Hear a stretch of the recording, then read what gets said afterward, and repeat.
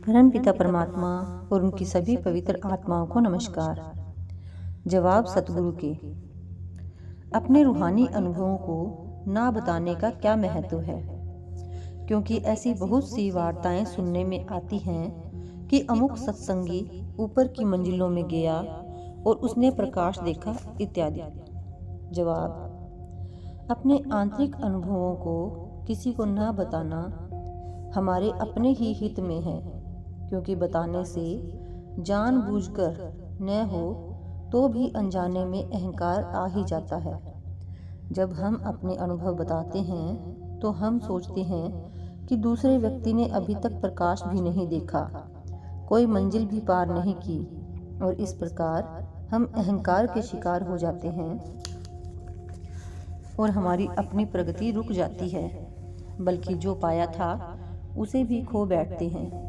यही खास वजह है कि आपको अपने रूहानी अनुभव दूसरों को नहीं बताने चाहिए।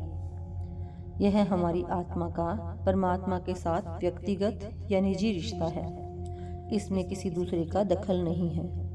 आत्मा और परमात्मा के बीच कोई दूसरा नहीं आता। किसी दूसरे को हमारे अनुभव जानने का हक नहीं है। आत्मा का अपने असल के साथ, अपने मूल के साथ अपना निजी रिश्ता है। यह उसका अपना निजी मार्ग है। हम क्यों उसमें किसी के साथ हिस्सा बटाएं? आप कैसे आशा कर सकते हैं कि आत्मा अपने रूहानी अनुभवों और आंतरिक रूहानी भेदों को औरों के साथ बांट सकती है, औरों पर प्रकट कर सकती है? इन अनुभवों को अंदर हजम करना चाहिए, और जितना अधिक आप इन्हें अंतर में हजम करेंगे, आप अपने अंदर उतनी ही ज़्यादा दया मेहर पाएंगे। उसकी कृपा को अपनाने के उतने ही अधिक योग्य बनेंगे। अगर हम अपने अनुभव दूसरों को बताने लगेंगे तो हम चमत्कार दिखाने के लालच के शिकार भी बन सकते हैं, क्योंकि अहंकार बढ़ता जाता है कि मैं यह कर सकता हूँ, मैं वह कर सकता हूँ। और ऐसे चमत्कार हो भी सकते हैं, क्योंकि आपने कुछ रूहानी तरक्की कर ली है। आपको अपनी रूहानी ताकत का पता नहीं होता, पर जो आप कहते हैं वह सच हो जाता है। आप चमत्कार दिखाना नहीं चाहते, लेकिन आप में चमत्कार करने की शक्ति आ जाती है।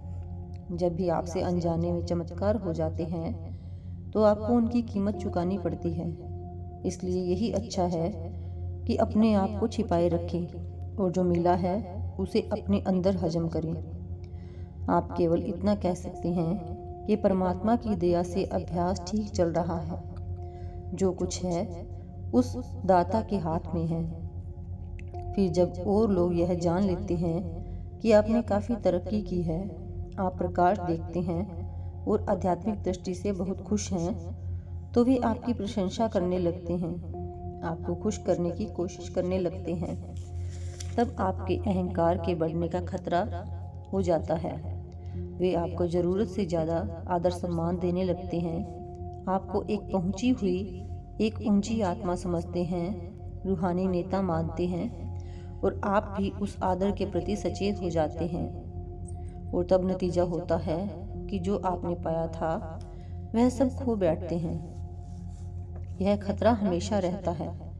लोग तो स्वार्थी हैं, वे अपने स्वार्थ की पूर्ति के लिए आपको घेर लेंगे।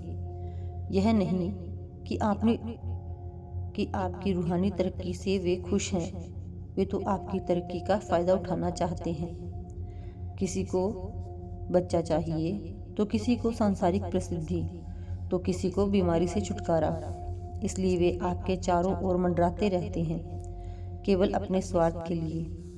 वे सोचते हैं कि वे आपसे फ़ायदा उठा सकते हैं, क्योंकि आपके कुछ रूहानी अनुभव हैं, आपके अंदर रूहानी शक्तियां हैं, और यह संभव है कि आप उनकी बातों में आ जाएं, उनसे मान बढ़ाई पाकर आप में अहंकार आ जाए और आप सब कुछ खो बैठें। साधु लोग दुनिया की सब चीज़ें छोड़ देते हैं, पर मान बढ़ाई नहीं छोड़ पाते। वे हमेशा मान बढ़ाई चाहते हैं, और लोग अपनी गरज के लिए उन्हें मान बढ़ाई देने को तैयार रहते हैं। जिस क्षण किसी को मान बढ़ाई मिलती है, उसी समय उसके पतन के कारण भी पैदा हो जाते हैं।